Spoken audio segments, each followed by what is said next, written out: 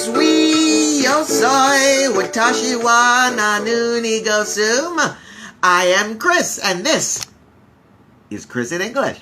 And today, I want to know, what body idioms do you use in your languages? In English, we create idioms using parts of our bodies all the time. I'm going to share some with you, and I'm hoping that you guys will share some body idioms with me from your countries. Hello, Mr. Nemo. Good to see you, sir. I hope you're doing well. Miss Shaw, welcome to the show, sir. I'm happy to see you today. And, of course, my mom is joining us. I hope everybody's doing well. The question of the day, what body idioms do you use in your language? We're gonna talk about that a little bit. That will be our English for today.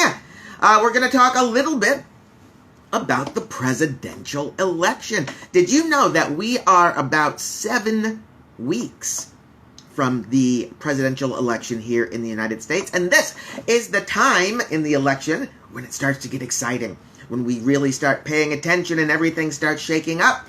If at any point you guys have questions about the American election, let me know. I follow news. I like politics, so I'll answer any questions for you that I can. Of course, we're going to have the word of the day. And we'll have a little bit of class chat. And that is our plan for our time together this morning. I want to take a moment. I want to thank everybody for all of the wonderful birthday wishes that I received over the weekend. For those of you who don't know, yesterday was my birthday, September 13th. And I had a great weekend, and I had a fantastic day yesterday. Over the weekend, I got to relax a little bit. I did not do much work. I didn't do many chores. I did not correct too much English. I kind of just relaxed over the weekend. Watched a couple of movies. I watched a Star Wars movie. I watched The Boys on Amazon Prime. Yeah, just kind of entertained myself. Yesterday, for my birthday, I had a Steam video game party. It was very fun. And the game that I played was called Atari Vault. Now, for those of you who know Atari, you know that Atari made one of the first game systems. It came out back in the 70s, 80s. The Atari 2600 is still famous today as being one of the original gaming systems. If you go on Steam, which is an online gaming system, you can buy a whole bunch of these Atari games for like $10. Yeah. So, I bought Atari Vault for me and my sons and some friends. We got together on Steam, got together online, and we played Atari video games together. Asteroids, that was a fun one to play. Atari Tennis, very fun to play. Galaga, Tempest. Oh, Tempest. I put a lot of quarters into the Tempest machine when I was a kid. Nemo, thank you so much. Thank you very much. I had a good day. And I hope I have many good birthdays to come. That's my plan, at least. Let's see what else is happening here. Yes, thank you guys so much for the birthday wishes. I had a great day, and your wishes helped to make it so. All right. Let's get to it. Let's get started. I know what everybody wants here. Everybody wants the word of the day. Yes, I'm going to teach you a word that you can use in the English-speaking world. And I hope today's word is not too boring. Is that a hint? Is that a clue for what our word of the day might be? Could it have something to do with boring? Yes, as a matter of fact, yes, that is a clue for our word of the day. It means boring or mediocre. Our word of the day today is an adjective with a strange spelling. Our word of the day today is ho-hum. Ho-hum is an adjective describing something that is boring or mediocre Not good, not bad, just kind of in the middle. Ho-hum. How do we spell ho-hum? H-O hyphen. We need that line. We need that hyphen in this world. H-U-M. H-O hyphen H-U-M. Ho-hum. Boring. Mediocre. Not all that good. But not bad enough to have fun with. Here's a sentence for you. This is a true sentence, by the way. Just in case you're wondering. A lot of people around the world love the movie Titanic. But some of us think it's just ho-hum. Near, far, wherever you are. Yeah, it's okay. It's okay. Here's the problem I had when I was watching Titanic. I went to the movie theater, I watched Titanic, and I realized, hey, I know how it ends. I don't want to give any spoilers, so spoiler alert, but if you haven't seen Titanic, if you watch Titanic, the boat sinks. Oh, Nemo. Oh, Nemo. Nemo's telling us that Star Wars is ho-hum. And he has successfully used our word of the day in a sentence. But is that sentence correct? I'm not too sure. Ho-hum, Randy! Hello, Mr. Randy. I'm happy to see you today. Our word of the day today is ho-hum, boring, or mediocre. To spell ho-hum, H-O hyphen. We need that hyphen, that dash, that line between these two part words. H-O hyphen H-U-M. Ho-hum, boring, mediocre, not all that good. Nemo kind of has a sentence for ho-hum. That's it. That's the spelling, Randy. Very good.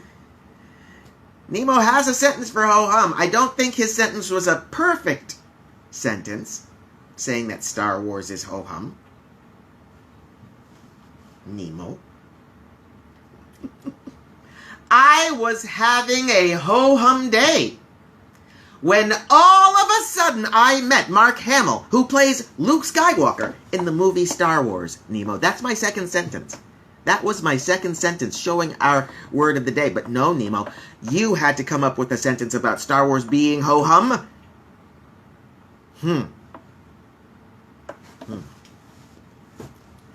Let's see. Randy has a sentence for us. He says that working is so ho-hum. That's true. That's true. But Randy, what would you do if you weren't working? What, would you just stay home and watch TV all day? Oh. Yeah, that sounds a little bit like coronavirus, huh? Hi! If you have a sentence using our word of the day, ho-hum, meaning boring or mediocre, you can write it right here, right in the comments. I'll read it to the world.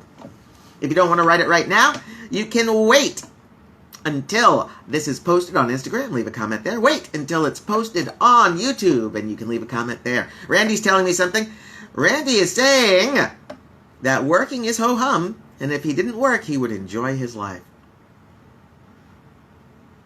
Randy, I sincerely hope that even if you have to work, that you are still enjoying your life now. Find a way. You can do it. I have great faith. Hey, oh yes, I am excited because the election's coming. The election for the United States presidency is going to be on November the 3rd. Every presidential election is on the first Tuesday after the first Monday of November. The first Monday this year is November 2nd, so that means the election is November 3rd. We have our election every 4 years. We have presidential terms for 4 years, and our new election is coming up in 7 weeks. Ooh, and this is a good one. This is an exciting election. Of course, as you all know, the presidential contest is between former Vice President Joe Biden. He was vice president under President Barack Obama. And the incumbent, the current president, Donald J. Trump. Let's look at that word. Incumbent is a fancy word that we use in English, and it means a person who is currently holding a political office. The incumbent, the person who currently has the job. Evan! Good to see you, sir. I hope you're doing well. Our word of the day today is ho-hum. Boring. Boring. Mediocre. We've got the election coming up in 7 weeks. Randy is asking, it's Trump versus Biden, and that is correct. President Donald Trump versus Vice President Joe Biden. Nemo is asking a question, is Biden still in the front? Let me give you a vocabulary word here, Nemo. Is Biden the front runner? Front runner, the person who is ahead, front runner. F-R-O-N-T-R-U-N-N-E-R. I've seen it both as one word and as two words, front runner. Joe Biden is currently the front runner, according to the website realclearpolitics.com, which I checked this morning, even though all of their numbers were still from yesterday. The national polls show Joe Biden ahead 51 percentage points to 46 percentage points for President Donald Trump. That means he's ahead by about 5 percentage points. The margin of error is about 3.5 points, which means that Joe Biden is solidly ahead by about 1.5 points. Closer to 2 points. That's about where I would expect right now. That's about where I would expect things to be. Now, remember, those are the national numbers. Hillary Clinton, Senator Hillary Clinton, Secretary Hillary Clinton was running for president 4 years ago. And at the end of the election, it turned out that she won the national vote. More people in the United States voted for Hillary Clinton than voted for the winner, President Donald Trump. And that's because the American system for electing the president is not about the national vote. Each of the 50 states gets to vote for president. And in each of the 50 states, what generally happens, and there are some exceptions to this that we'll talk about in another lesson, but as a general rule, if a candidate gets more than 50% in a state, they win that state. Each state, depending on its population, has a different number of points that candidate would win. The candidate that receives 270 of these points wins the presidency. That's how it works. So the national... Hey, Mr. William in the house. Good to see you, sir. Good to see... Happy Padres. Happy Padres. 2.5 back, I think. Maybe 1.5 back now because we won and those stupid Dodgers lost. Here's to the pennant. Yes, yeah. So it's not about the national race for president. That's not what the election is about. It's about each state deciding who they want for president. 2.5. William saying we're 2.5 back. Padres are 2.5 games behind the stupid Dodgers. That's their name, by the way. Some people call them the Los Angeles Dodgers. A lot of us call them the stupid Dodgers. It's stupid 2 times. Both stupids are important to this phrase.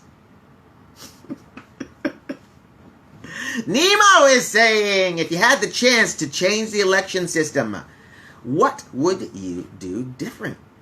Good question, Mr. Nemo. I suppose that I am of the belief that the election for president should be decided by the national popular vote. The system I just described, where each state votes and gives their particular number of points to a candidate, that might have been useful back in 1786 or so. But I don't think it's useful or fair now. Switzerland, Nemo.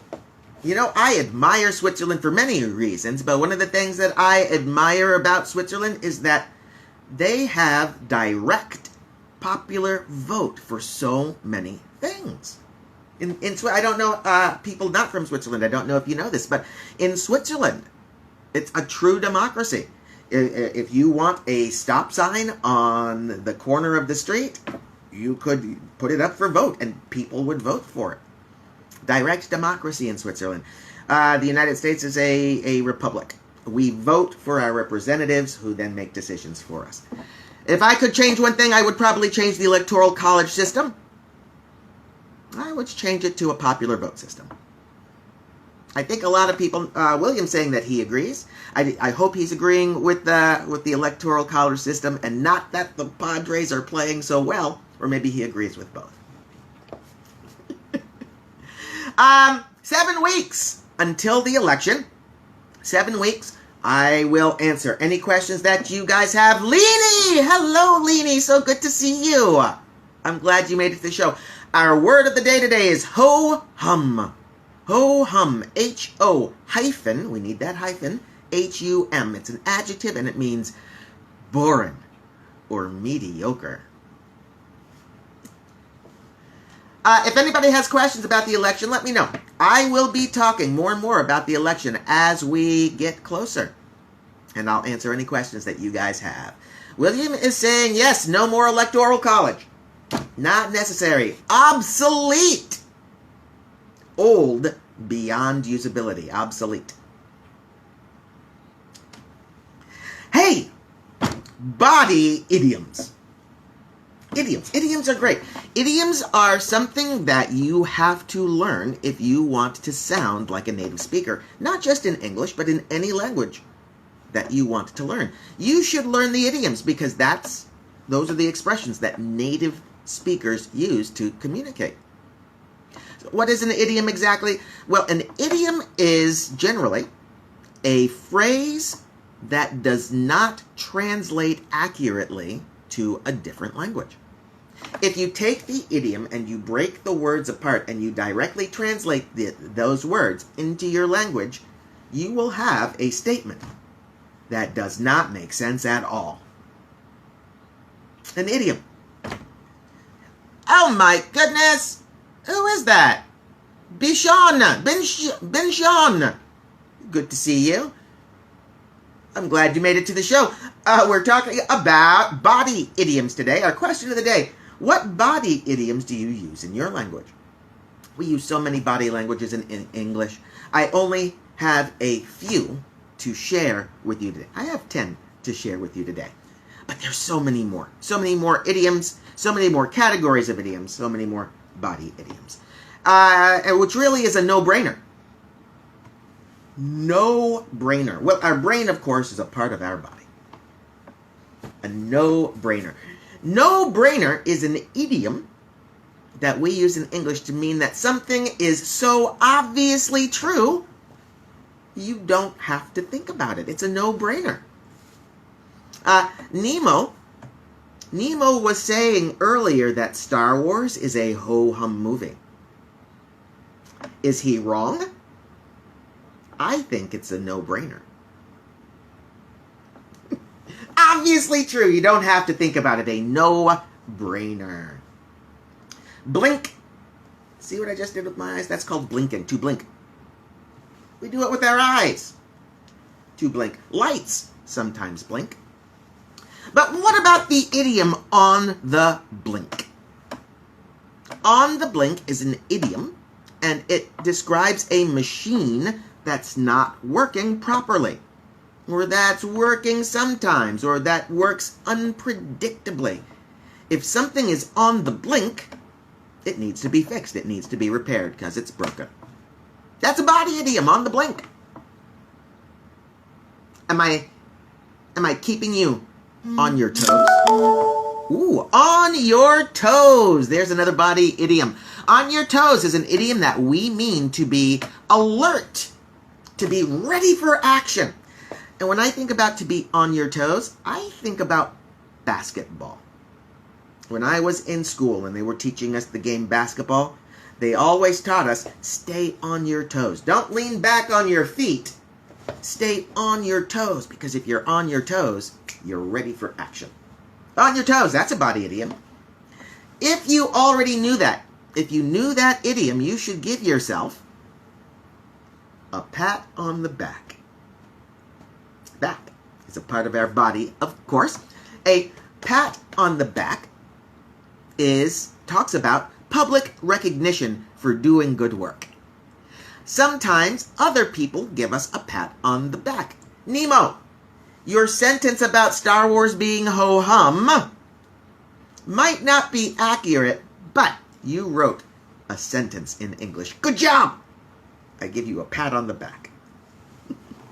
Sometimes we pat ourselves on the back. Right?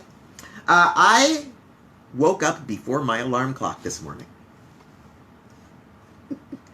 Let's see. I've got my mom saying, too bad that my class will be over in the blink of an eye. There you go. Using an idiom. That means something that happens very fast. That is a body idiom that we use in English, and it's one that I didn't write down, so thank you. That's a great body idiom from English.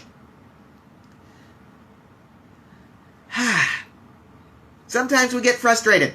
And when we get frustrated, when we get angry, what do? We pull our hair up. We pull up. All right. Maybe I have been too angry and too frustrated in the past. Or maybe something else happened and I don't have hair. But when we are angry, when we are frustrated, the body idiom that we use is to pull out our hair because we're so frustrated and angry. To pull out your hair is a body idiom. Joined at the hip. Joined at the hip. Hip is a part of your body. It's your waist. It's where you bend your body. That's your hip. If we say that people are joined at the hip, we mean that they have a very close relationship and that they are often together. You know, those friends who always go to the same parties together, they're joined at the hip. Or that couple who wear the same shirt all the time and they're always together, joined at the hip. That's an idiom using body parts, a body idiom. Did you get that one right? Did you guess that one? Did you get it exactly right? Did you get it 100% perfectly right? If you did, you got it on the nose. Lexi! Hello, Lexi. Good to see you. Today we're talking about body idioms. Idioms that use body parts as part of the expression. On the nose. I was just talking about on the nose. It's an idiom that we use to mean to be exactly correct in a guess or in an answer. On the nose. Lexi, I am so glad to see you. Lexi has been studying English for a while. When it comes to English, Lexi is not wet behind the ears. Wet behind the ears is another body idiom. It means to be new or to be young or to be inexperienced. If you're still wet behind the ears, it means that you lack deep knowledge or experience about something. I investigated this one. Apparently, it has to do with babies being wet when they're born. Kind of easy, I guess. That's a good body idiom. But this next one is head and shoulders above the rest. Head and shoulders above is a body idiom that we use to mean to be better than something. Right? Head and shoulders above the rest. Nemo, you may not agree, but it's true. Star Wars is head and shoulders above other movies that we could name. Head and shoulders above the rest. One more. one more body idiom for all of you guys. I found this one. This one, by the way, I believe is British. I have not heard this one in the United States, except when I teach it. But I like it. I think it's a fun one. A finger in every pie. Finger. Delicious, delicious pie. A finger in every pie describes a person who is always trying to get into other people's business.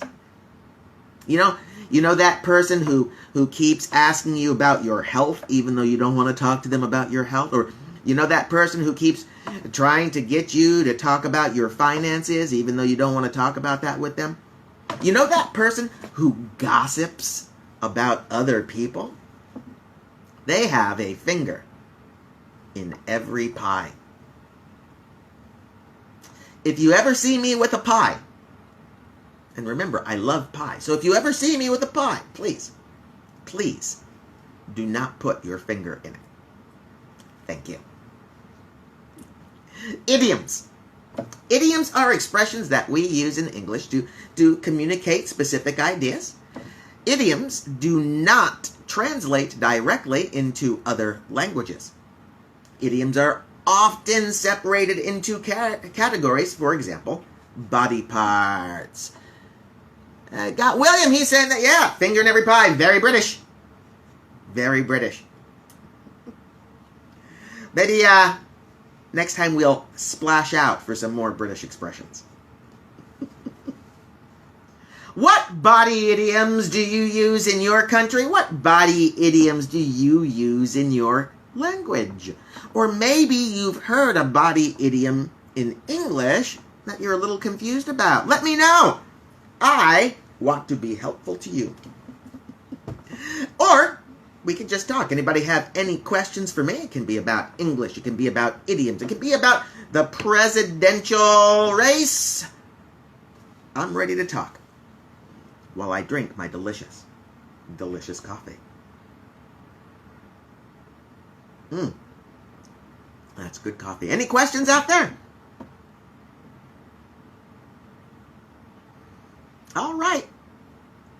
Well, I have enjoyed my time with you today. Thank you so much. Oh, I got a question. William is asking, did I have a nice birthday? I sure did, William. Thank you so much. What did I do? I bought a video game for me, and I bought the same game for my sons and for another buddy of mine. And we went online yesterday and we played video games for a few hours. The game I got, called Atari Vault. All those old games, William, that you lost all those quarters to. Yeah, they're online right now on Steam. I don't know if you have a Steam account. I don't know if you like video games. I don't know if you liked playing all the old Atari video games. But yeah, I played a bunch of the old Atari video games with family and friends yesterday. Had a great time. And of course, it was COVID compliant. Because it was just, we were all in our homes at our computers. A COVID compliant birthday. It was a nice birthday, Lexi. Thank you. I had a great time. Yeah, and then I had a steak and delicious salad for dinner. It's going to be a great year. And it's also going to be a great day. That's my prediction. I don't know what you guys have planned for the rest of today. I know that I will be teaching a class come about noon. I know that EC English, the school, is opening up today in about an hour. So I'm going to be giving them a phone call just to say hi. Make sure everybody's doing well over there. Yeah. Then I got some chores, do some work on my website. I got a wonderful Monday and a wonderful week planned. I hope you guys do too. Please remember, my name is Chris. I love you all. Go away. I'll see you tomorrow.